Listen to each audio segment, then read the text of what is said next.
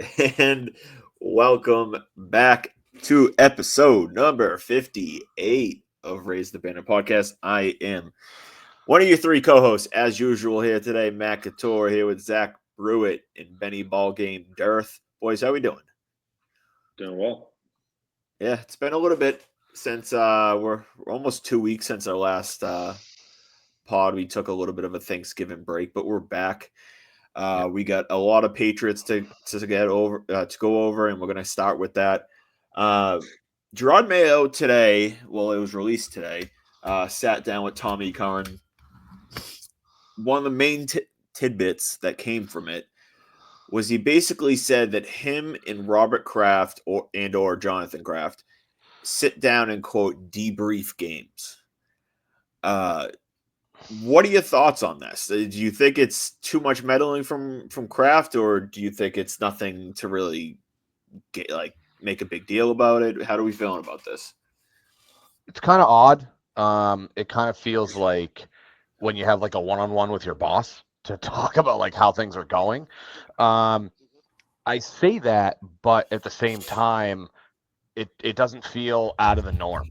Like if you work in any like corporate setting of any kind, like check-ins, if you want to call it that, with your boss are not abnormal. It's something that happens frequently. Having said that, I'm going to take a giant leap and say that this didn't happen when Bill was here. So that's certainly not.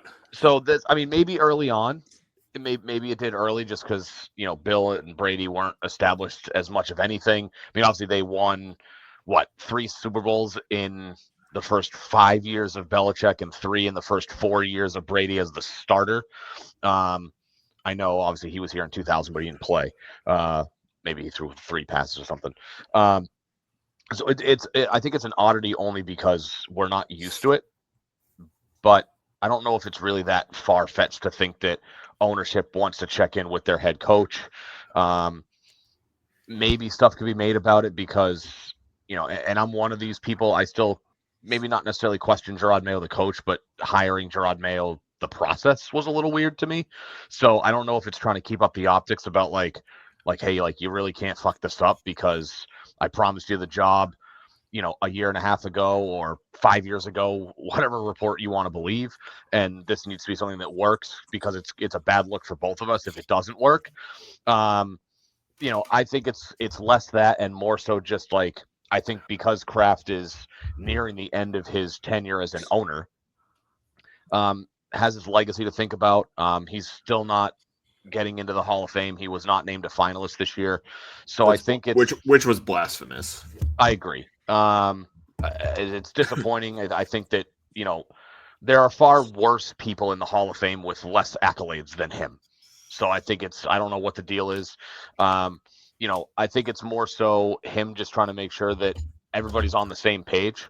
Have conversations about like, what's the plan moving forward? Because my guess is that it's probably not just the Crafts and Mayo. Like Wolf is probably involved in this somehow. Whether he's always in the room or not, I don't know. But obviously making sure that your GM and your head coach are in lockstep with the plan moving forward is important. So it seems like it's probably more so that. But I'm sure that the optics of like, hey, like this really needs to work, is probably a second-handed part of this whole process. Fair enough. Zach, how about you?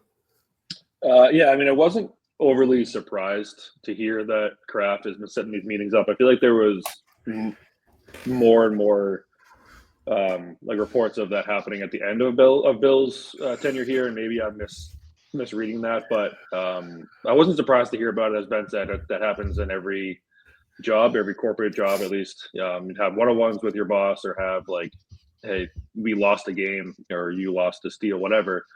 What happened? Walk me through kind of your thoughts on that. That being said, I don't love it. I don't love when owners get involved, when they meddle too much. I'm typically of the mind where owners put people and coaches and GMs and whoever in place for a reason and let them go do their job. So I don't love it to that extent. But, there's also that side of me that's like, he's a first-year head coach. Maybe he's just trying to get a general sense of how he's doing and see where his head's at. So not too concerned to hear that he was setting these meetings up. If it was like Mike Vrabel and he was having these meetings, then maybe I'd have a bit more concern, because Vrabel's been around, much longer, been a head coach longer than Gerard Mayo has. But yeah, if it was more of a tenured coach, I'd be more surprised and maybe more have like a negative thought towards it. But as of right now, I was less surprised and really just kind of meh towards the whole thing. Yeah, I mean, for me, it's like I'm going to play both sides of it. On one hand, Mayo is a first-time head coach, and I think that many fans don't recognize, because it's never talked about by what happens inside the stadiums and between owners and all that. 99.9% of it isn't talked about. Owners are more involved with their franchises than people think. They think that they just hire a GM and hire a head coach and they sit and then they don't talk to them and it's just all on them.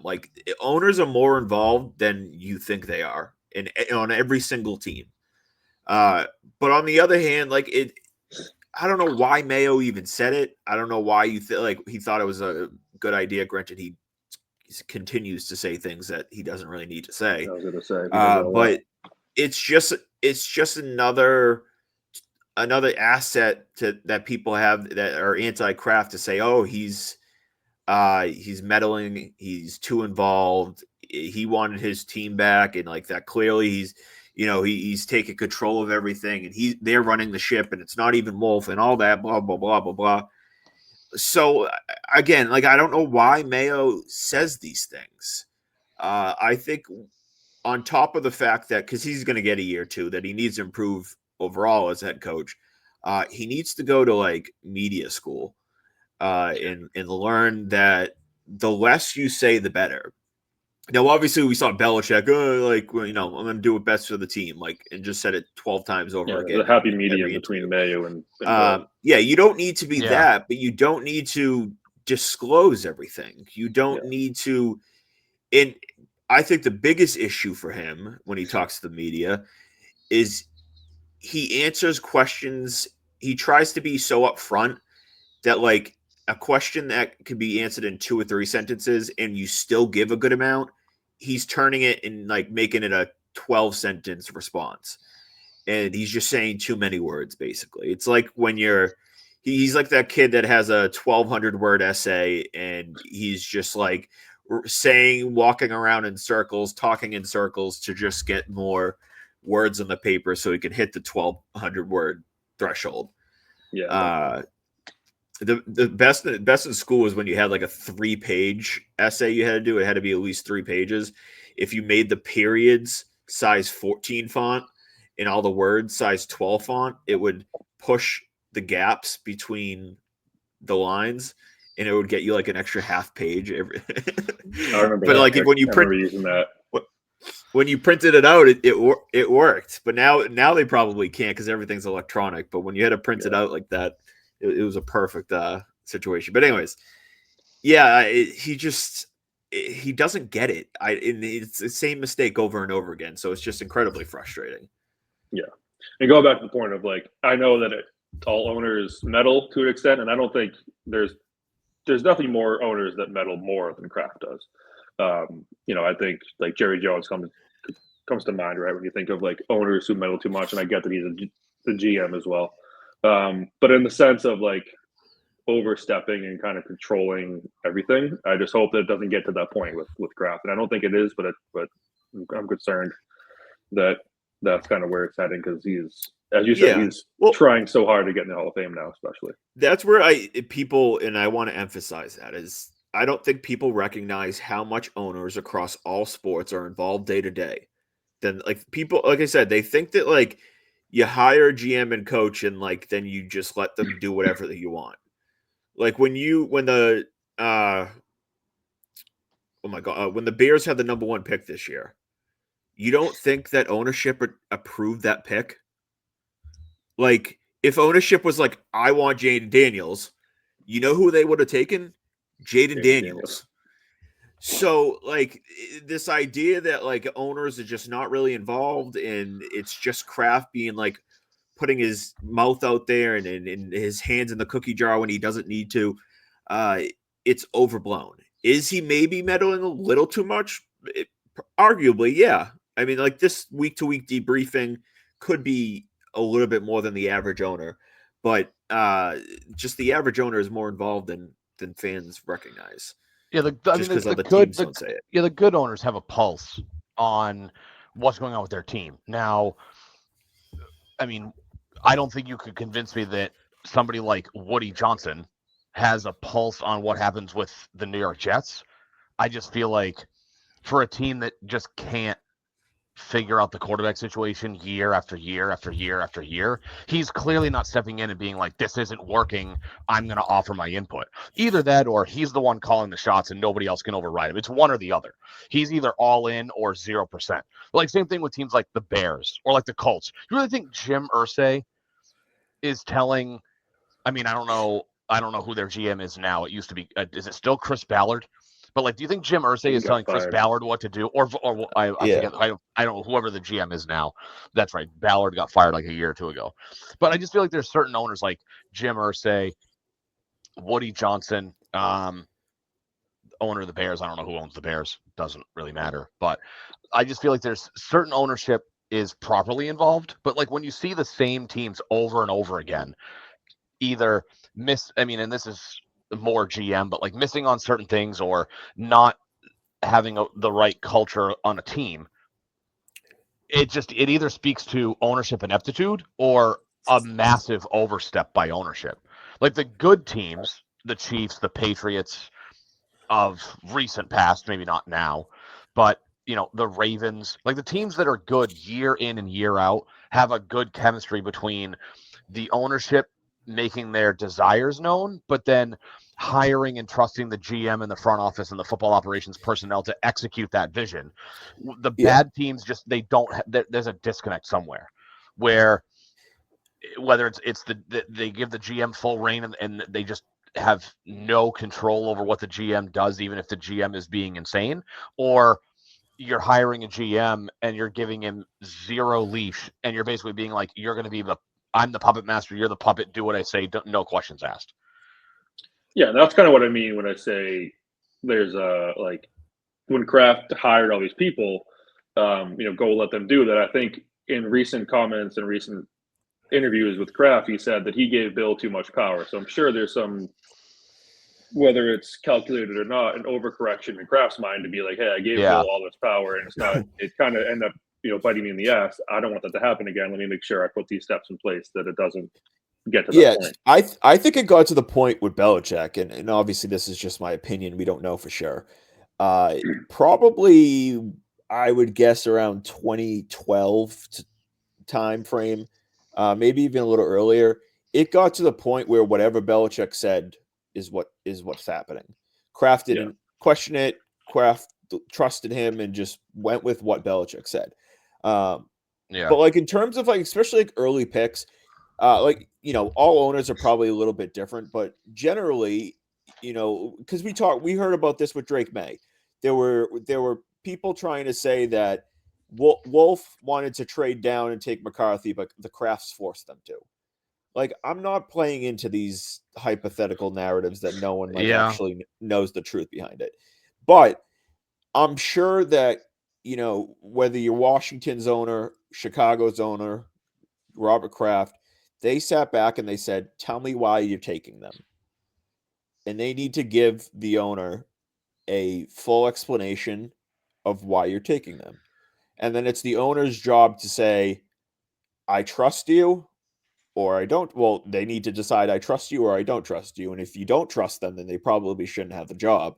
But, that's the step of but like I said, if ownership wanted to step in, if ownership didn't want Caleb Williams, the Chicago Bears wouldn't have drafted Caleb Williams. That's my biggest thing. So like when owners are part of the decision-making process, of course they are. There are in every single team. Like in every single team, the Celtics, Brad Stevens doesn't spend as much unless Wick Grows back approves it. The Red Sox want Juan Soto. What Craig Breslow doesn't have an open book. You know who needs to approve a $700 million contract?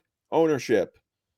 Right. It goes to every single team, and even down to signing contracts and to making decisions. It's entirely possible that Robert Kraft was the one that decided Drake May was going to start week 5. We don't know that. We can't assume that. We're not going to go off that narrative, but it's entirely possible. Yeah, the And odds it are could not go the around. odds are not zero that was the reality. Yeah, and they were talking about it on the radio today. It's like, what if Mayo was saying, hey, after he started week 6, right? I think it was after the Miami game. Yeah, Yeah, it was whatever Houston they was. Was that week 6? Yeah, they came out of was they week could have come 6, out of week 5, and they're debriefing, and Mayo was like, we really like him. We kind of feel that he's ready, but Elliott doesn't want to push it, or Alex Van Pelt doesn't really want to push it, and so I'm on the fence of what I should do. And Robert Kraft could have been like, let's do it, make that decision. Yeah. Yeah, So he probably didn't barge into the meeting and thump his fist on the thing and say, Drake May better start next week or you're on your ass. No. Yeah, and that's why I don't think it's that extreme. No, but that's why I don't like playing hypotheticals with these type of conversations. Everyone oversteps and says, Kraft does this or overmeddles in this and is too involved in this. The reality is you don't know. None of us know. Right. And so, for most things, we want to think we know, but we don't. Yeah, and I think the Drake May decision is the perfect example. There were little tidbits that leaked out or were said and made it seem like Kraft might have forced that pick. And the reality is, no one has a fucking clue. You don't know. I don't know. Reporters don't even really know. The only people that know who made that final decision were Elliott Wolf, Robert Kraft, Gerard Mayo, and maybe some of the other front office guys. It was people in the draft room on draft day. It didn't leave draft room who made the final decision. But even on draft night, and maybe it even was before that. It could have been decided. I mean, they didn't decide who they were picking on draft night. They had already basically had their plan. So it could have happened a week prior where one, Kraft either forced it or didn't force it. But those decisions, of course, ownership's going to be involved. Yeah, and top 3 pick. And this also happens cross team. I mean, look back to, was it the 2021 draft? The 49ers traded up. I'm sorry. Yeah, the 49ers traded up from 12 to 3 with Miami. The day after the Zach Wilson Pro Day, when Robert Saleh was entering his first full offseason with the New York Jets after being hired. He was the 49ers defensive coordinator. The day after Zach Wilson's pro day at BYU, the 49ers move up from 12 to 3, literally within 36 hours. Yeah. And so it's obviously front office people, ownership, GMs know, they have a pulse with other teams, let alone influence within their own front office space. Yeah. So even that trade, trade to get up to 3, ownership's not doing that. I mean, John Lynch is not doing that without ownership saying okay, let's do it. Right. Or you're not giving up 3 first-round picks. Right. Or at least they're the ones saying okay, you want to trade up to 3, but what's your offer? Not necessarily saying you have to get blanket approval, but you're right. If he had said, I want to trade my next 12 first-round picks, ownership's not going to be okay. Granted, that's an extreme example. No one's trading 12 first-round picks to move up 9 spots. But yes. Yeah, it's, and we don't need to kind of continue and go around in circles on this. It's just, that's my biggest thing with this whole Kraft meddling bullshit. Every owner is involved. Every single owner across all these major sports, they're all involved, some to different levels. I mean, we have the Dallas Cowboys, who the GM is literally the owner. So it's he makes any and every decision for that team. I know Arthur Blank down in Atlanta. He's heavily involved in that front office. And then I'm sure there's some owners that aren't really involved. But any type of big decision, for any franchise, the owner is involved. Like, come on, like this is common sense. Like an owner's going to want to know who you taking first overall. An owner's going to need to approve a $500 million contract to a baseball player. Yeah, a good owner. Like these are just obvious things. So yeah, the best owners are ones who have their finger on the pulse, as Ben said, but aren't like overstepping and trying to. And again, I'm not saying Kraft isn't like absolutely isn't overstepping or absolutely isn't meddling too much. It's just we don't know. We're just people are just making assumptions, going like trying to make things seem like they're facts when you have no freaking clue if they're a fact or not. And you're just pretending they're a fact to push something. And it's tiring. It's tiring. But what do we want to see for the next, what are we, week 13? No, week 14. So we got what, 5, 15, 16, 17, 18, 4 more games? Yeah. What do we want to see over the next 4 games? What's the, obviously we're out of playoffs. What do you need to see over the next 4 games to say, this was a positive way to end the year? Who's going to be here? Who's not? Like, who's going to make plays? Who can make plays and who can't? I think at the beginning of the year, one question was asked was like, what do you want to see this year? And it was, or maybe it was when Drake May came in. But it was, I want to see Drake May have a connection with receivers. I want to see him looking to someone on third down. I want to see him start to establish a connection or a rapport with the receiver, and he's done that. I think him and Keyshawn Boutte have something good. Him and the tight ends both do. He's gotten really, really tight with Austin Hooper over the past couple of weeks. But the defense needs to show me a lot more. Kyle Duggar's taking a step back. I think he might be hurt. And Gerard Mayo's alluded to this in his questions. And again, maybe sometimes he's overshared. But they're evaluating the roster too. Like, obviously we're out of the playoffs, but who are you going to be building around? Who are you going to be keeping or re-signing or moving up to a starter position, whatever? And then who isn't locker room quality, doesn't have the mentality of a winner, and however they want to define that. So that's what I want to look for. Obviously, the Christian Gonzalez's are going to stick around, but people who, have the right mentality, have a winning mentality, aren't going to give up on plays just because we're out of the playoffs. And then you can kind of start to see what identity you want to have on this team. Yeah, Ben. So I'll go a little bit more specific, because all of Zach's points are kind of right where I'm at. But specific players, Matt, I think you posted on X, so I'll kind of steal a little bit of your thunder. But I want to see the guys they drafted, right? Is Caden Wallace done for the year? No, there were talks that he was going to miss 3 to 4 weeks, and it's been, but he's still out. 5 to 6. Yes. It's been okay. So based off of Mayo's comments, just not to cut you off, based off of Mayo's comments, it seems like Wallace will be back, and I would say in theory after this bye week. Okay, so put that on the back burner. But if Wallace is back, I want to see him. I want to see as much of him and Layden Robinson as physically possible. Those are your 2 mid-round draft picks who I want to know, are those guys going to be legitimate pieces to this offensive line? And Matt and I have talked ad nauseum on what feels like a day-to-day basis over the last couple of weeks, because we've definitely dove down the rabbit hole and started doing mock drafts, which is insane for this time of year.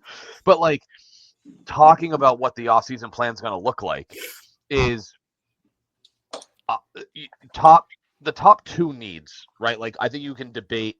I think there's 2 primary needs, and then there's edge might be a legitimate need, but then you've got subset, what do you do at linebacker, corner, blah, blah, blah. But wide receiver and offensive line, I think, are the 2 primary things that you focus on immediately. Wide receiver to me is an easier thing to address in the offseason because teams are more likely to let high-priced wide receivers walk than high-priced offensive linemen because they're harder to come by. So I want to see, are guys like Caden Wallace and Layden Robinson going to be key pieces to this offensive line in 2025? Because if we can figure out if the answer is yes or no, that entirely changes the offensive line plan. I still think they definitely still need a left tackle, but if they can figure out, like, if Wallace can be a legitimate right tackle, that makes it easy. You just kick on Wenu back to guard, which I think is really his best spot anyway. And then it's like, okay, well, now you have Layden Robinson. Can he be a left side? Because Cole Strange is like kind of an odd man out. He doesn't really have a spot. He was hurt most of the year. They're trying him out at center because they don't have somebody. So Wallace and Layden Robinson definitely figure out, are they going to be key pieces? And if not, well, then you've got bigger issues in the offseason with the offensive line. I'd love to see a little bit more of Polk and Baker. Baker hasn't really done much for me, but I feel like the upside with Polk is still there, that I want to see him also play a ton, because I feel like he can either prove that he's the guy, he is a guy, can be a guy in this offense. I think you'll either see that, or you'll quickly figure out that they missed on another wide receiver, and I don't want to see him become the next Tyquan Thornton or N'Keal Harry, guys that you just hold on year after year after year, hoping that they can hit and figure it out. So I'd love to figure out, like, if Polk can be that guy. Even if he can be a piece of the offense, I still think wide receiver is a top priority for you. But if he's not there, then it's like, well, now you have to sign somebody and maybe spend a high pick on, a wide receiver. So Wallace, Robinson, Polk, I'll say continued progression from May, but I feel like that's kind of a given. Like, he's playing with scrubs, NFL level scrubs, and he's still, I think, making tangible, noticeable progress every week. The decision making is there, so like that needs to continue. But we're already seeing it, so it's more like I just want to keep seeing what we're seeing, as opposed to like with these other guys. I want to see them in the lineup. Can they make the plays? Do they have future spots on this roster? Yeah, I mean, for May, that's, you guys both kind of hit it on the head, but like for May specifically, I want to see him not make that one or two bonehead mistake that he was doing game to game. Like we saw the Chicago throw where like you just don't throw that. Was there one again? Who did they play last week? No, he really didn't have an obvious one, which was a positive. That's what I was saying. Is I was trying to think back to the last one. The interception went off Henry's hands, like and ricocheted into the guy's stomach. That was a good throw, though. Maybe, yeah. I mean, he had to put it there. There's a defender on Henry's upfield shoulder, so you can't lead him because you're leading him into a defender. I just can't. Like, is there something? Is there a play? Because let's see, they played the Colts. Who they played 2 weeks ago? Was 2 weeks ago the Bears? Or 3 weeks? It was the week of my wedding. That was early. Was the Bears, right? Yeah, they played the Bears on November 10th. Let's see. I know this because I got married on November 9th, and they played the day after. We watched the Dolphins. That was the second Miami? Dolphins. The second Dolphins game was 2 weeks ago. Does something stick out from the Miami so like game? even off the top of my head, I forget. Like I know he had a throw not last week, the week before, where like he was getting pressured and he tried to just like throw it up like over defender in the middle of the field, and then the linebacker kind of just easy went up and got it. And like those are the things that I want to see him improve on. I already have noticed his vision improve. I've noticed his decision making outside the pocket has improved, and he's handling the rush statistically as like one of the best in the league. Yep. Like teams are already seeing if you rush him, it's going to be more bad news than anything else. So I think the offensive line could look a little bit better than normally. But because of that, teams might be blitzing a little bit less. Yeah. So here's one. I wanted to hear me? Yeah, I can hear you. Sorry, I wanted to bring up this stat. My intrusive thoughts became outside we're having words. A little bit of connection issues. Came outside words. Can you not hear me? I can hear you both. Matt just froze for a second, but Matt might be back. I got you. Well, so while we wait for Matt's AOL 2.0 to reboot, the one thing. So my inside thoughts became outside words. That's probably why Matt didn't hear anything. So I apologize to Matt on that one. He was talking about like Drake May's decision making and things that he can do that make defenders have to think twice. So I brought up a tweet from Boston Sports Info at Boston Sports Inf, just info with no O. And it says, Drake May, since making his first start in week 6. Matt, I do believe you reposted this. He leads all NFL quarterbacks in rushing yards and also leads the Patriots in rushing. The actual numbers amongst NFL quarterbacks, 333 rushing yards since week 6. 11 more yards than Jalen Hurts. Now, granted, this was after the Colts game. So he's 11 yards to the good over Jalen Hurts for tops in the NFL since week 6.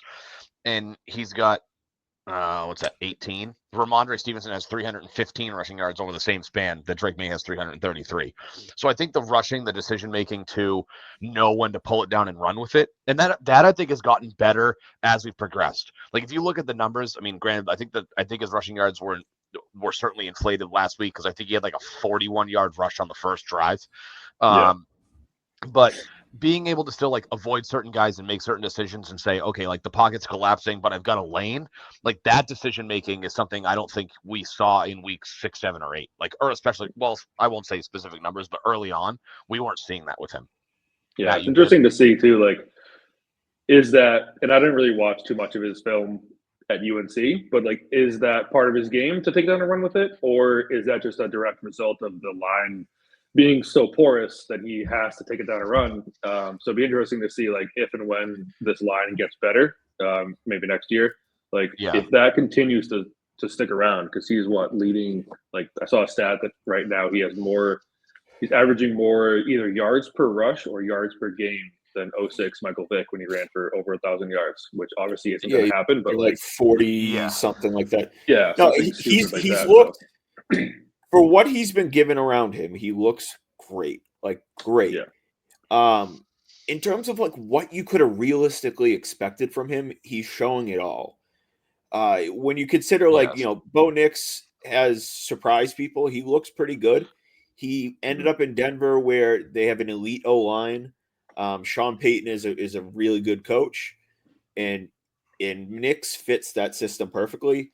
Caleb Williams looks better now that I forget his name is out as OC. Eberflus. Shane Waldron. Yeah, Shane Waldron. And so that offense has looked better. Jane Daniels looks good. He looked really good to start the year. He's kind of, I don't want to say regress, but come back down to earth. I think teams have figured him out a little bit, Yeah, the last 5 to 6 weeks. Not that he looks bad or anything like that, but he's come back down to earth. And then so like they're all in. Jane Daniels is in a solid position as a rookie around him. The Bears as a whole have a good around Caleb Williams. The O-line's not great, but the receivers are really good. Yeah, the offensive talent around Williams is arguably I was gonna say it's in my opinion, it's the best of the rookie quarterbacks. He has in terms of weapons. Yeah. He's got a pretty good Swift is good. He's got Komet, he's got Keenan Allen, DJ Moore, and then Roshan Johnson's a decent secondary piece to DeAndre Swift too. He doesn't look the greatest so far, but No, but for what he is like I think it's probably one of the better, definitely top half, maybe even top 10 skill position groups in the league, I'd say. I would agree. I mean, Keenan Allen is older. DJ Moore, how old is DJ Moore? DJ Moore is 28, 29 or so. 27? Yeah, I don't think he's 30 yet. So like obviously he's definitely younger. Keenan Allen is older, but so DJ Moore is 27. He'll be 28 in April. Okay, so yeah, he's younger than I thought. Those two, him and Odunze, are going to be the future unless you go get someone else. And Keenan Allen, I mean, he looked great on Thanksgiving. So is he still under contract beyond this year, Keenan? I don't know. No, he's a free agent. He said he's either staying in Chicago and going back to the Chargers. Would make sense to go back to LA. Zach, you had brought this up earlier. You were like, oh, I'm not sure if it's part of Drake May's game at UNC. Now, I don't know how he went about doing it, but in his 2 full seasons as a starter, he only attempted 6 passes as a true freshman. So his redshirt freshman year, 184 carries for 698 yards and 7 touchdowns in 14 games, and then as a redshirt sophomore, in 12 games, 112 attempts for 449 yards and 9 touchdowns. So it feels like it's part of his game. Yeah, like it's definitely part of his game. I mean, he's not the dynamic runner that Jaden Daniels was in college. I don't know what Jaden Daniels' rushing numbers look like. I would imagine they're probably tops in the NFL for the season, or he's got to be up. He's got to be up there. I mean, Jaden Daniels was a 1,000-yard rusher his last year at LSU, but so it's definitely part of his game. It feels almost like a slightly better version of like Patrick Mahomes with his rushing, where it's not like he doesn't panic and just run because he doesn't feel like he can stand in a pocket, but it's certainly an added element to his game. Yeah, I think he can definitely.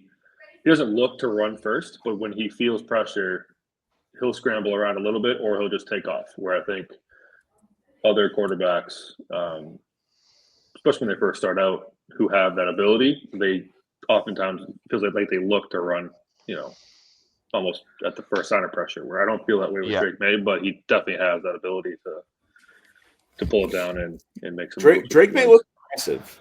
Like in his mobility, I mean, he that one play where he ran for 40-something yards, like the guy. He can, and what's weird too, like, and not to, this is kind of an odd comparison, but if we go back to a couple weeks ago, we were talking about like guys who are bigger than they play. We talked about this when we had Carabas on a couple weeks ago. Like we all thought like we didn't believe Kristen Campbell was 6'3". Because he doesn't look like a guy that plays that big. Drake May doesn't look like a guy who's 6'5", 225, 230. He just doesn't look like that kind of guy. But that's how big he is. But which I think to me makes it more impressive that like you see him running around out there, and you're like, the guy moves like that, and he's 6'5", 230. Like that, like a guy like that shouldn't move the way that he does. Yeah. No, the biggest thing I've seen from his is seems like the game is slowing down a little bit for him. We talked about and I preached it coming out of UNC. Like he dealt with chaos at UNC.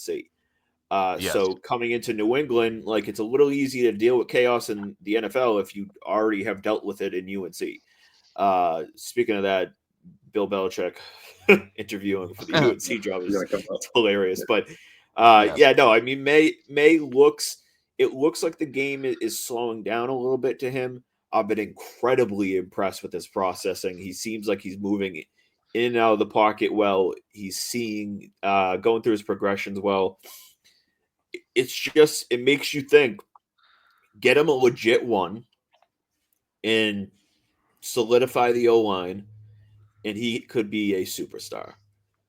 100%. And I feel like I don't want to sound biased, but like, I genuinely think Drake May could be a top 3 quarterback in the league in a year or two. I think it could be Josh Allen. Hashtag state your take. All right, that'll be my my take. Top 3, top 5, like he'll be in that conversation in the future. That we'll save that for the offseason Patriots talk when we're gearing up for the draft day. Yeah, within 2 years, like I genuinely believe he'll be in the conversation of Mahomes, Allen, Lamar Jackson, Joe Burrow. I think he'll be better than Justin Herbert. I think he'll be better than Justin Herbert. I'll say that Justin Herbert looks good right now, really good right now. Yeah. Considering so maybe peak Justin Herbert.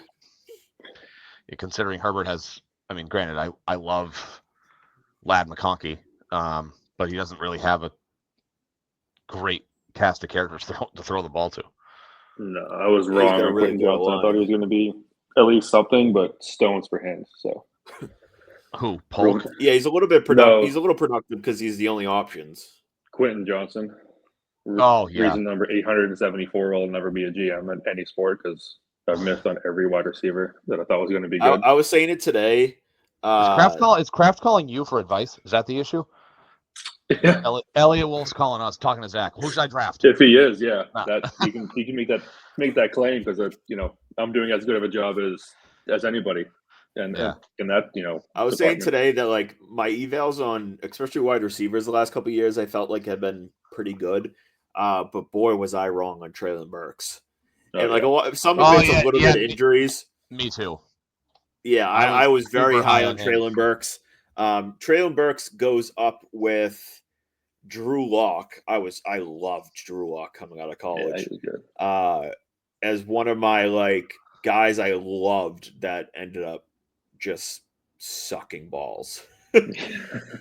In Drew Lock's defense, in my defense, Drew Lock has the physical abilities to do it. It just never he just hasn't got to there mentally where the game still is just too fast for him. Yeah, I think he got the short end of the stick. He doesn't process it right. And obviously that's a huge part of being a quarterback. So I thought he should have been QB2 after Daniel Jones, or QB1, I guess, after Daniel Jones. I had him. Was that the Kyler Murray year? I don't know. Was that the Kyler Murray year? Did it go Kyler Murray, Haskins, Drew Lock? He went to hold on, Denver first, right? 2019. Yeah. He was the second round pick in 2019. Yeah, Matt's got the horseshoe up his ass today because yes, Kyler Murray was the number 1 overall pick the same year that Drew Lock was a mid-second round pick. That was also the Daniel Jones draft. I had Lock as my QB2. So after Kyler, Lock was so let's see. So Kyler, Daniel Jones, Haskins. I had it Kyler, Lock, and then so Lock Daniel was Jones, Haskins. Lock was the 4th QB off the board that year. Yeah. All right. I want to transition. We went a little bit past what I wanted with the Pats. Boys, Juan Soto, is he going to be a Red Sox? I hope so. I do too. I do too. If you ask Mick, he's going to be a Red Sox. Yeah, big average Mick. Who I'm getting to the point of blocking him pretty soon because I can't take it anymore. But I will say, and I responded to his tweet today. Matt said something, and I was like, I gotta throw this on his replies. I will give him credit that he is dying on this hill, so he is either going to be revered and celebrated as like the first guy to actually have this, because nobody else is saying that Juan Soto has signed a contract with anybody, let alone saying over and over and over again that Juan Soto has signed a 12+ year contract with the same with one team repeatedly. He's either going to be revered and people are going to want to talk to him, or he's going to have to delete his social media and go into witness protection because everyone's going to roast him for dying on a hill that was never there. I'll say this though, it has gone so long since he said it that he's not going to get the credit that he would if like Soto had signed, like if Soto had signed with the Sox like 2 days after he had made that claim, it would have he would have had a lot more juice. But it's been like quite literally like 10 days or something like that since he said it, or like a week since he said it, and it's like, maybe you just guessed right. Did you actually know, or did you just end up guessing right? So his juice is going to go down if he gets wrong. Yeah, it's just interesting that he's doubling and tripling and quadrupling down on his statement. He's like, trust my it's not like, it's not this vague, it's not Sam Kennedy-esque where he's like, he'll throw out a phrase that he's not Glenn Garcia or whatever his name is. Who? They'll be like, I talked to Juan Soto's third cousin via marriage, and he told me that Juan Soto wants to come to the Red Sox. Yeah, like he's actually saying Juan Soto has signed a 12-year deal that'll be more than $600 million, but the financials are still being worked on. And he is quadrupled down on that, which is Like, it's crazy to think. I think like Matt, to your point, people are kind of poo-pooing on him now because it's been so long that it's like, did you just throw something against the wall because you heard something from, your second cousin twice removed who may or may not know somebody who had dinner with Juan Soto once? Like, to your point, it's been so long that you question what, like, why, but and just to play devil's advocate, he said it so many times that it's like somebody who's just bullshitting you isn't especially over this lengthy amount of time, isn't going to continuously say the same thing over and over and over again. So it just makes you think, like, why are you doing this? Like, are you just trying to create like a falsehood within Red Sox Nation, and like you're just trolling people on the internet? Like, it just seems like a weird thing to troll people for multiple times over the span of 2 weeks. Like that would have been like when he doubled down once or twice, and then just like crickets. Like when he tripled and quadrupled down, like that, I don't think like him continuing to do it really matters. But when he doubled down on the report, like there was one thing if he just threw it out there once and was wrong. You know what I mean? When he decided I'm gonna double down on this and make it like his reputation on the line type of thing, that's when it like, okay, do I think he has a source? I don't know, but like you said, he's going to be demolished on X if he gets it wrong. And I was kind of starting to believe him at one point. Like maybe this guy, to your point, Matt, maybe he does have a source that none of us know about. He's on the Kirk Minahan show, right? Maybe, I mean, Kirk doesn't know anything either, but I don't know, maybe. And then he had like some tweet. I think it was like the day after Thanksgiving or something, where he's like just got off the phone with someone. MLB is scrambling because they had this whole press conference, lined up, and you kind of blew it up on him. Like, you nailed it. He's going to Boston. And I was like, dude, no, he's like that. To me, was like, you. I agree. That one I think he might have exposed himself a little bit there. Yeah, I was like, dude, like you had everyone, and then you throw something like that out, and then you just blew yourself up. Like, there's no. I don't really care with the fake reporters. Like, I just until Passan or like one of the notable guys tells me, like, I just pay attention to them. Yeah. I'm so past believing him. I don't get a lot of inside info. I know a few people. I talk to a few people. I have no clue where he's going to end up signing. Yeah. The only thing that I have been told is that the Red Sox offer is well into the 600s. I don't know if that means 640. I don't know if that means 660. I don't know. It could mean 680. I don't know. But I have been told it's well into the 600s.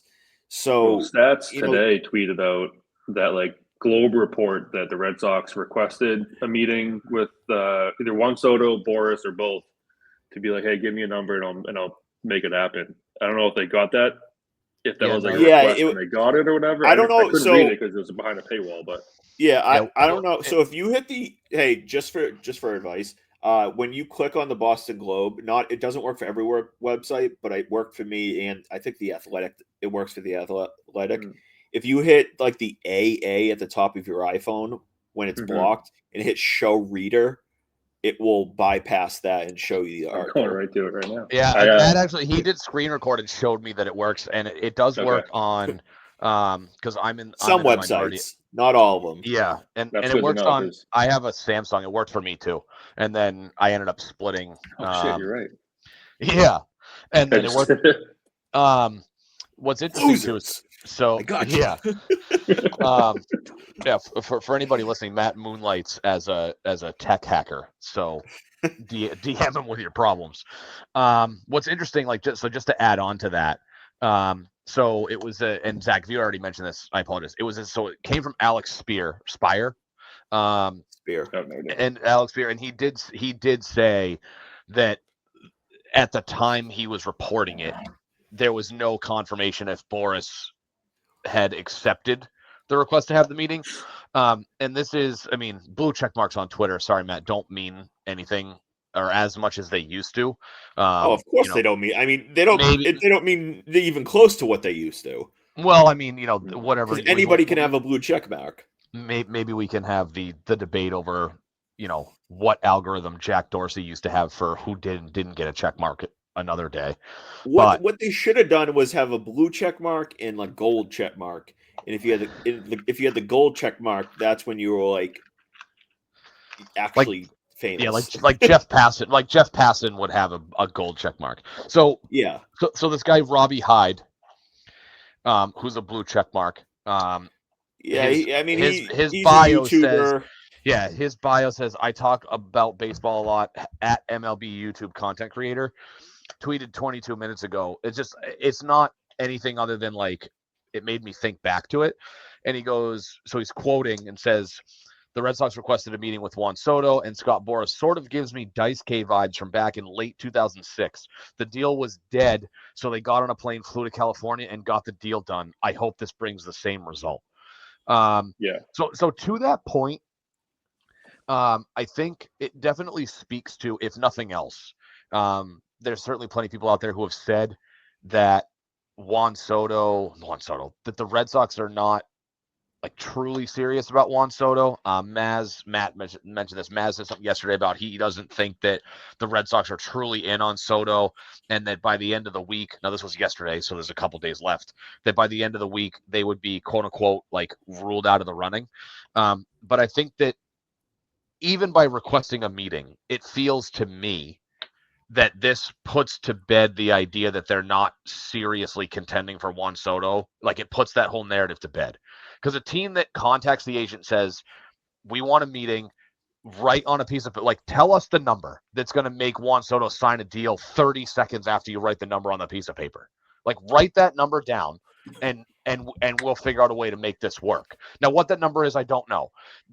We've hashed over and over again what Juan Soto has said he wants. He asked about, yeah, that's right. Sox are in. Let's go.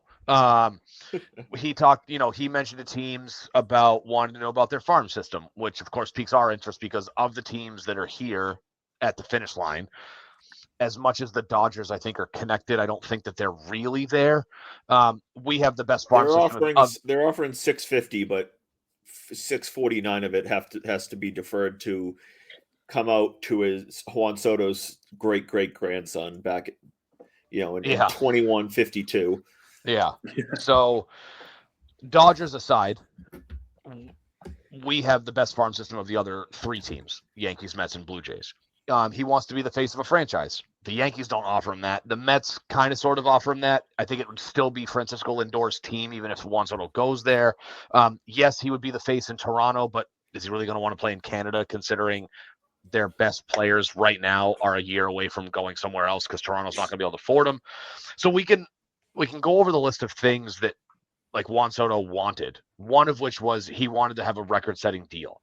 Now, my gut tells me if he wants the longest contract for the most money, like I pull the reins back a little bit on my thoughts over whether the Sox are really there. Because record-breaking years and money means, if I'm not mistaken, Matt or Zach, feel free to Google it and correct me if I'm wrong, but a record-breaking contract length would have to be at least 14 years. I don't think anybody did. Tatis get 14 years? Yeah. Or was it 12? I think he got 14. So it would be. It would have to. Tatis broke the record. It wouldn't be 12 because Bryce Harper has 13. Correct. Who signed first? Harper signed first, right? Harper signed first. Okay. What did I think what's his face? The pedophile from Tampa. Wander Franco. Wander Franco. It's like, where are you going? Longest is Tatis for 14 years. Okay, so it would have to be. So if he wants the record-breaking contract length, technically you're talking a 15-year deal. But my bet is, because if he wants the contract length and the money, my guess is it probably starts at 14 and say 7-14, which is $51 million a year. 15 would put it right in the middle of what we're I also want to say, if he wants to break the record, he's going to have to take deferred money. Yeah, he's going to have to. Probably. You're not every team here is going to say maybe we could swing 600 of non-deferred money, but like we're starting to get to the point where like if we have your full salary on the luxury tax, it's going to tie us up and it's going to make things worse. Give him 15 million, 700 million, or 15 years, 700 million, 500,000, and then just call it a day. I proposed it. It was 14 years, 707.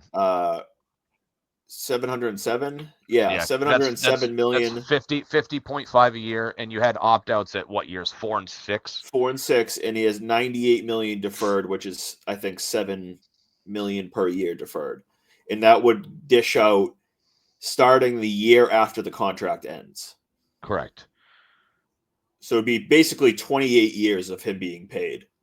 Correct. Well, I think that's a lot of years. When you say that out loud, it's just like you just can't help but laugh. Well, because right now, the longest, if you want it, well, I'd have to go back and look. I was talking to a buddy of mine, Justin, about the Bobby Bonilla deferred money, which actually worked out really well for the Mets. So, quick backstory: they cut him in I think 1999, and said that instead of paying him $6 million up front, that they would pay him like $1.2 million a year every year from I think it was 2011 to 2035. So like financially it makes sense, right? Like we talk about Bobby Bonilla Day and it's like, oh God, it's like 1.1 million. That's chump change by nowadays standards. But you think about like aside from that, because that's such a unique scenario, Shohei Ohtani is going to be paid by the Dodgers for the next 19 years. Yeah, Scherzer did a similar deal with the Nationals. I mean, not as long. He signed a 7-year, 210, and they deferred half of it. Yeah, so for 14 years, he was making $15 million a year instead. They're still paying him. Oh yeah, for at least the next decade. I don't know when did he sign the contract. 2015. So 2005. So that was 9 years ago. So yeah. So they're only into the second year of paying him his deferred money.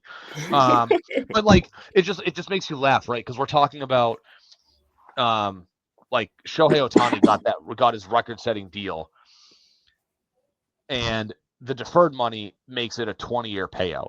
And we're sitting here talking like, okay, like here we are a year later, and we're talking about Juan Soto getting essentially a 28-year payout.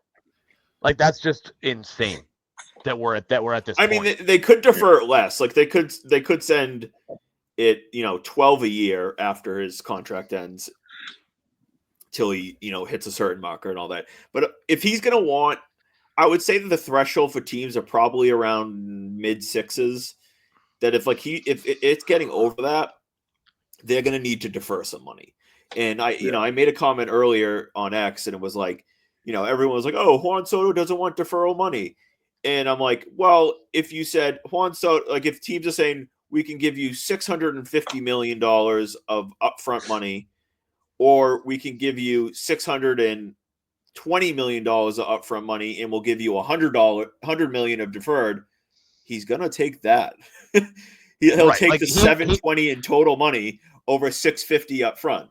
Yeah, he may not want deferred money, which begs the question: do we know why there's adverse reactions to having money deferred on a contract?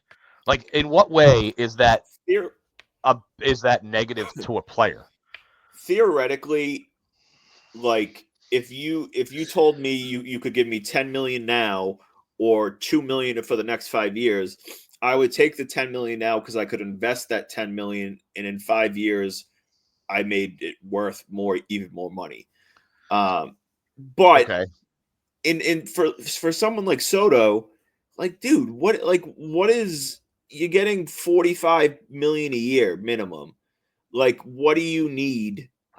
You need this money up front. If you can't invest that smartly, then don't. If anything, like the safer play is to have deferrals. I would love to know, if I'm Juan Soto, that even after this 14-year contract, when I retire in 14 years, I'm going to be getting paid for another 14 years. And it's not a lot of money, but like another 14 years of $7 million a year, like that's a nice security blanket to say. Yeah, And or talk to Shohei Ohtani, who's going to be making $68 million a year in deferred money every single year. Deferred money makes more sense when the deferrals are going to happen, like when your contract is going to be your last contract. So for this, yes, it will be his last contract, assuming it's like a 14-year deal. If you're doing it like early in your career, and he doesn't opt out. Yeah.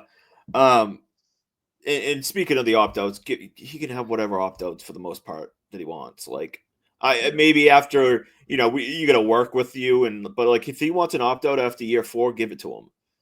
Like, and people were bitching about that. I'm like, what is the worst case scenario? You get 4 prime Juan Soto years, and then he leaves. Like, if that's worst case scenario, I'd rather that than not getting him. Never mind the fact that like people think they're like, oh. It's almost like in their head that like they still have to pay the contract even if he opts out. I'm like, if he opts out, bro, like they're relieved of $500 million in commitments. Like they're gonna save all this money and they can use it elsewhere. It's just blasphemy. But what do you think it's gonna happen? I don't know. Do you think it's gonna happen? Like, where's your confidence level? So if you had asked me this question 3 hours ago, I'd have a different reaction. I'd be feeling worse about it. But I have this like renewed sense of hope after the Alex Spear post that they're calling Boris and being like, what is it gonna take to get this done? And that tells me that they are serious. And now, whether or not Boris takes the call and says, "Yeah, like let's fly you out." Side note, he should. Right, which he should. Of course, he should take the call. I'm sorry. Should Boris take the meeting? Because I think that's because if Juan Soto's like, "Hey, I like Boston. I don't love Boston,"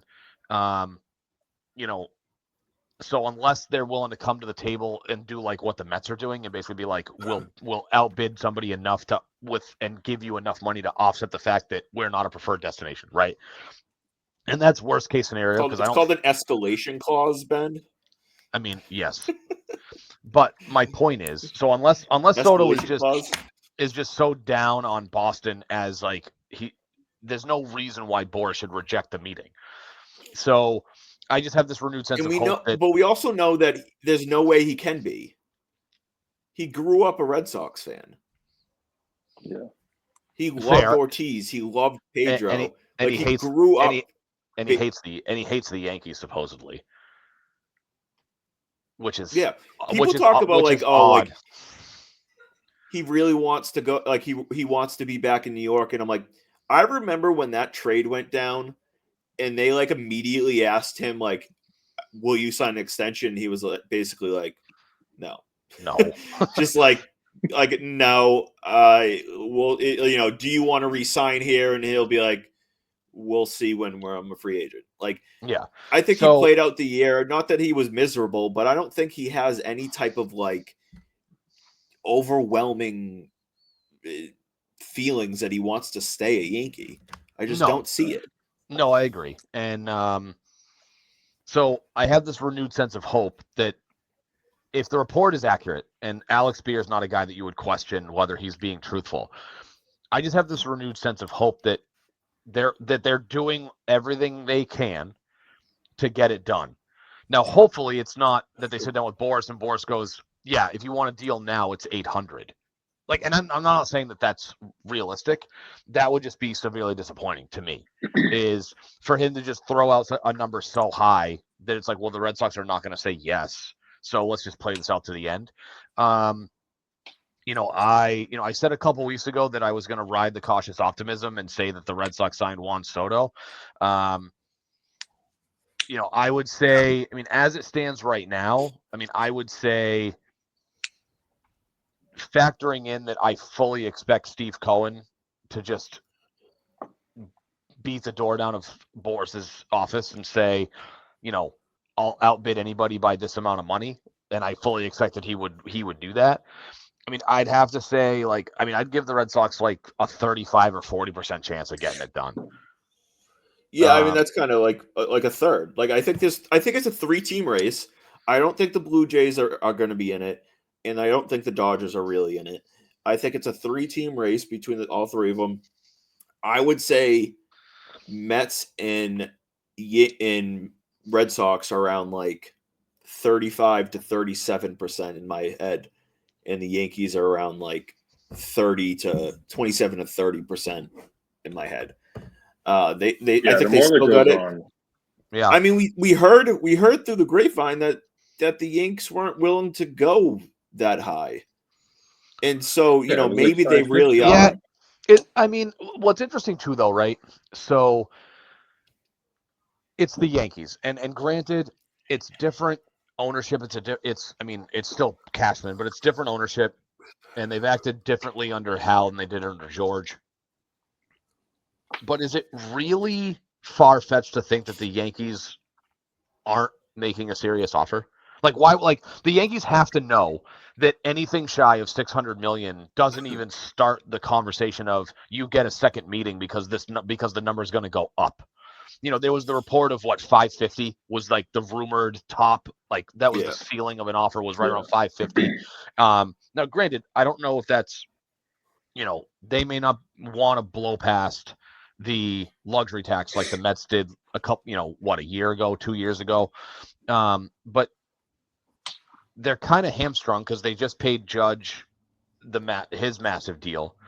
They still have, they've got Garrett Cole under contract for 4 more years because they I don't know I forget how that whole thing went down. He was going to opt out, and the Yankees were like, no, we're going to exercise this clause that prevents you from opting out. So he's there for another 4 or 5 years at like $36 million a year.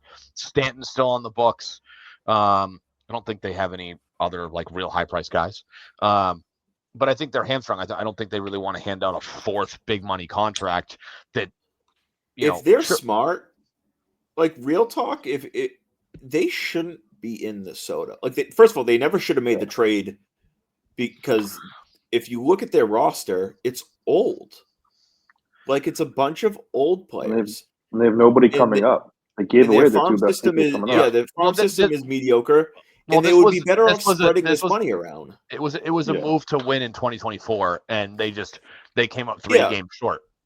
Which I get, but like I think that they would be better off, going to sign a Corbin Burns plus a, Santander, in a maybe a Tyler O'Neill or a much more balanced team if they got the best pitcher and like the 3rd best bat. I think that's younger, what whatever, better option would be. And it's vice versa for the Red Sox. Like the Red Sox are loaded in their farm system. They have a good core of young players that are cheap, and they have a good core of young players that are coming up that are going to be cheap. So they can afford to say, hey, we got a shit ton of cheap players that are coming up. We can make a big splash. And so like they're the complete opposite basically of the Yankees in that sense that they're in the position to make the big deal. And then the Mets are just the Mets. Like Cohen's just Cohen. Like he's gonna dish out some stupid deal and stupid offer, and if he does make an offer that's $750 million, like so be it. At least he's out of the AL East.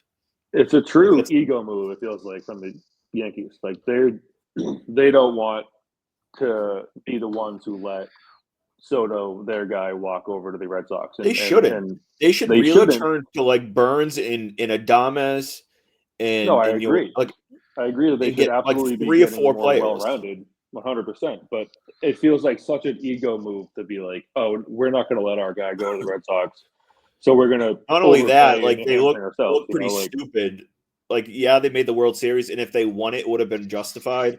But like they look pretty stupid that they traded 1 year of Soto, and then he walks out the door, and you gave up some pretty big guys. Yeah. No, I mean, I think Cashman's lost his fastball, but that's a very different story. Yeah, I think that they have a real shot, and like you said, Ben, like that Spear quote that they basically are asking for a number, like, hey, what will it take? Tell me the number, and let's see what we can do. Yeah, and I think it's tough because Soto, like Boris could say, I'm not going to give you a number because Cohen told me he'll add 30 million to that, or for like so.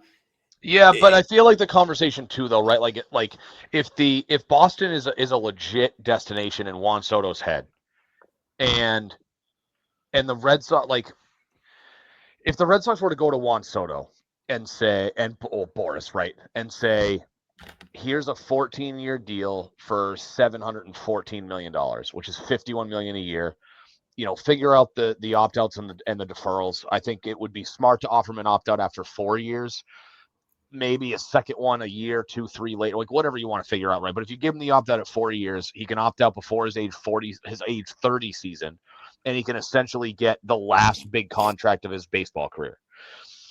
If Boston is a legit destination in his head, like because if they go above 700, I don't think Cohen realistically is going to draw him to New York for 750 to 760. Because at that point, I just don't think this conversation at 600. Like eventually you reach a threshold, and it's like, what is 600 versus 620? Well, like what is 700 versus 750? Yeah. Well, and we had talked about this 2 weeks ago, but if they could, like, as they like to say on Felger and Maz, we're doing a show today. But so today, in today's world, where you probably, like, the number probably has to either reach or exceed $700 million. I think that, like, that's the 600 million from 2 weeks ago.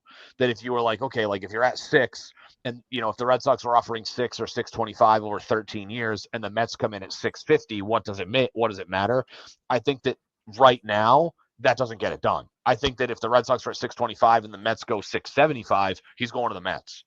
I think, however, if the Red Sox are going, hey, we don't love the idea of a 15-year deal. We'll give you the 14, which is tied for the longest contract in length, but we'll give you the 714, or what, we'll put you over 700, and and then whatever they want to hash out, deferred money, opt-outs, like whatever. Yeah. At that point, I think that Soto would be stupid to take the 750, 760 from New York, because it's like, okay, like you're already setting the record that you claim you want to do. So at that point, what's the extra $40 million? Like, why go to New York for $40 million when you're already setting the record contract wise in Boston? And if Boston's a legit destination, I just don't see how the Cohen will overbid somebody matters at that point. It's where it's tough to like know what he actually wants, because he's so tight-lipped, which is smart on his part. Yep. But Matt, like, I mean, you guys touched on this. He's so well coached with he is. with what he says, what he doesn't say. I mean, turn back the clock real quick. The Nationals tried to sign him to a $450 million extension 2 years after he got up with the big league club, and he was like, "Yeah, no thanks." Yeah. Like, and that was ballsy move then, and it worked out for him. And how many $300 million contracts existed when they were offering Juan Soto $450? 3, 4, maybe. Like, I can't. I mean, yeah, you could probably count them on one hand. Yeah. Like, obviously, Tatis hadn't signed, Machado hadn't signed, Cole hadn't signed, Ohtani hadn't. Just Bryce probably, and was Cano 300? Did he touch 300, or was he like just under it? No, he was 824. He was the first $30 million player. Okay, I remember seeing reports of him wanting 300 mil, but I don't know if he ever signed for that. He signed. I think he signed for 8 years and 240. Because so they got him the $30 million he wanted, but they wouldn't give him the 10 years. But yeah, I think Bryce was the first one, because Bryce signed he left the Nationals the year before they won the World Series, and that's when he signed with the Phillies for 13, and was it 3 or 330? Yeah, and then I think Machado signed a year later for 10 and 3, whatever it was. So like, so then he was the second one to have a $300 million contract. Who? Juan Soto, when he was offered. He would have been like a 400 and something, I think. I know, but he would have been the third $300 million contract, but he would have been the first $400+ million player. So here's my one thing about this, and I don't know, people will call me like biased and all. When like sometimes people want to ignore the obvious in sports and stuff like that, and you want to like twist things and make it a story. Like, I go back to the fact that Juan Soto loved the Red Sox growing up. Yeah. I go back to the fact that Ortiz that maybe his actual godfather, but like, you know, Ortiz has said that word, played there, and he loved Pedro. It's like you have this deep-seated love for a team that you grew up loving. It's just how it works. So I genuinely believe his top preference is to come to Boston. The problem is Steve Cohen's offering $50 million, you know, more than what the Red Sox hypothetically. Yeah. And so I think that, like, in my opinion, the Sox just need to get to a number where it's closer to maybe that's when Soto says, hey, it's less than what I'm taking with the Mets, but this is where I want to be, and this is where I'm going to go. So, sometimes it's just what you really – it's in front of you. Like, read what the real situation is, and it's like this kid loved the Red Sox growing up. Ortiz is scouting him, you know, recruiting him there. You got Devers recruiting him, and Pedroia recruiting him, and you know, and all these guys recruiting him there. Pedro and Manny. Yeah, he would join a laundry list of widely popular, highly successful Dominican players. You would immediately become another like Dominican superstar, obviously. Right. But not only that, and he'd immediately become the face of the franchise because Devers is by default, but he doesn't want it. That's what I was just about to say. Like, he said he supposedly wants to be the face. He's not getting that in LA. He's not getting that in New York. He's the Yanks. He's kind of not really getting that with the Mets. He'd get it, I guess, in Toronto, but like, fuck Toronto. Who wants to go up there?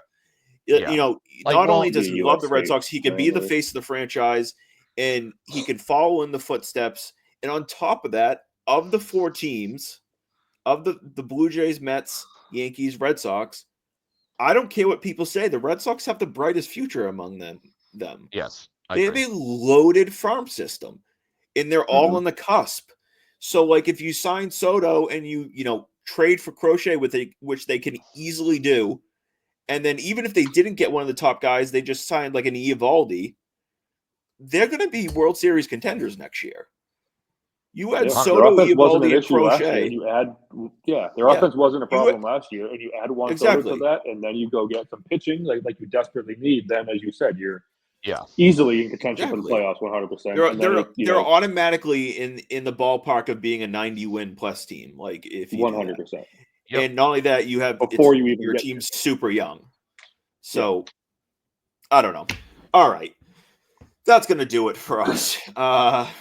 Let's pray and hope when we're back. I think we're going to be back maybe mid next week. The date is currently in place, but we'll see. We're booking a guest hopefully for that week. We'll see. I got the yes, but the date needs to be solidified. So we'll be back then. Juan Soto, please come to Boston. Hopefully the to steal a page. I was catching up on some Section 10 today, so to steal a page from them. Hopefully this is the last raise the banner where Juan Soto is not wearing a Boston Red Sox uniform. Yeah, and if he signs, I'm gonna lose my shit online. So real quick, just a final thought, Matt. I told you that I had we need state your takes. Let's go quick. State your takes. Okay. So my state your take. I'm going to go non-sports and say that anybody that orders a steak that's not medium rare doesn't know how to order a cut of meat. As long as it's medium or medium rare, I'm fine. Nope. Fired. No, there's going to be leeway. If I go to a steakhouse, I order it medium rare. If I go to a place that's like not a steakhouse, I'll order it medium because I don't want it like. Then why are you ordering a steak at a non-steakhouse? That would be my question. Well, you could go to like you could go to like an American joint, like an American restaurant where they have steaks, stuff like that. I think I order my steaks medium, but I tend to make them medium rare because I'm so overcooking it. I mean, fair. I suppose too. If you're at a restaurant and you order medium, you're getting it not quite. You should, if it's cooked correctly, get it not quite medium. because if it's not correctly cooked, they can just throw it on for like an extra 30 seconds to get it there. But if you overcook them, you can't uncook a steak. Yeah. So like Dude, a restaurant medium is not a true medium. It's like slightly less than medium. It comes from me ordering medium rare and like getting one that was just like raw. Yeah, I ordered It medium. freaked me out forever. Yeah, I ordered it medium rare from Longhorn once, and usually they're pretty good, but this is a one-time situation. It came out, dude, like it wasn't medium rare. It was straight. It was straight rare. Like it's like this dude put it on the cook put it on the grill for 30 seconds on each time, and it was like, all right, done. Like I wouldn't have been able to eat it. I was like, this is. I cut it open for the waitress, and I'm like, listen, I'm not someone that usually complains a lot, but I can't eat this. And she was like shocked. She looked at it. She's like, "Oh my god!" And she brought it back, and you said medium rare, and the guy heard blue. Yeah, like it was pretty bad. But all right, Zach, what's yours? So there's been a lot of positive Red Sox talk. I'll probably throw some cold water on this one, but I think there's going to be maybe not cold water, but there'll be one big yet head scratching move that like they sign him and there's just nowhere to put him, but he's a big name and you needed to shut the fans up. You know, that could be Pete Alonso, but you keep Casas. That could be I don't know, but I think there's gonna be one head scratcher move that you're like, there's really not a place for him to go. Excited for the name. Interested to see how he's gonna fit into the roster, into the lineup, into the whether it's into the rotation. I guess that wouldn't be a head scratcher move, but yeah, I think there's going to be just one team or one player that you're like interested to see how that works, but I'm excited for it. All right, I like it. I think. All right. It's going to be a two-part. My state your take is going to be what Ben's was last week, and I genuinely, my gut tells me that Soto wants to be a Red Sox, and they're going to make it happen. But if they do make it happen, I think that they then turn and trade for Crochet. If they don't make it happen, I think they spend big on a free agent and turn and maybe go to the Mariners and trade for Luis Castillo, because he's making some decent money. So if you're not going to spend it all on Soto, they can afford to. You're finally coming around on Luis Castillo. I like it. I've been inceptioning this for like a month. Yeah, he's certainly like a solid option. There's just options ahead of it. So if they do sign Soto, Crochet makes a ton of sense because he doesn't cost a lot, and you just added a top 5 player to the outfield, and we already have too many outfielders. And so, yeah, that's what I'll go with. And by the way, my take does not include Juan Soto, because if they sign that Juan wouldn't Soto, be the head scratcher. I'll tell you that. That's not a head scratching move. I meant because he's a left-handed bat and there's too many outfielders. That does not count. Yep. So if they sign him, then that's off the table. But outside of him, there will be one dude. But we'll see. All right. Well, hold on. I have my quick legendary story that I told you about earlier today. Oh my God, hurry up! So it's quick. So give a shout out to my big boss. So her dad, Lou Trudeau, found out that he is the true bedrock to the reversing of the curse of the Bambino from 20 years ago. So go back 21 years, summer 2003. He goes to Fenway Park with his wife and grabs some Fenway dirt, puts it in a nip bottle. There's some question marks over what he snuck into Fenway Park, but he puts Fenway dirt into a nip bottle. And so, of course, like the whole 03 thing happens. And so apparently he planned out and said, okay, like we're going to go to Yankee Stadium in the summer of 04. So I looked back. So in the summer of 04, they played one series, Red Sox and Yankees. It was June 29, 30, and July 1. The Yankees swept. But they planned a trip. They drove to Cooperstown on their way to Yankee Stadium. He takes the nip of Fenway dirt and he dumps Fenway dirt at like the Red Sox portion, like under a Red Sox player's plaque at Cooperstown. He then goes on a tour of Yankee Stadium, He goes out to Monument Park and he empties half of the remaining dirt at the Babe Ruth statue out in Monument Park. The tour concludes. You get to go in Yankees dugout. He dumped the rest of the dirt under the dugout and then sat on the bench and ripped a fart in the dugout. Like, because what? he hated the Yankees so much that he concocted this plan and said, I need to see the Red Sox win. He was so bitter about the loss in 03 that he concocted this plan to go to Cooperstown and to Yankee Stadium with Fenway dirt to reverse the curse of that Bambino. And then, of course, we all know, so they went in June, so whatever it was, 4 months later, they end up winning it all. Obviously, they come back from 3-0, they win the World Series. So shout out to Lee Trudeau. He is the true reason why the Red Sox ended an 86-year curse. All right, you Well, heard there it you here go. first. Breaking news. We know who reversed the curse.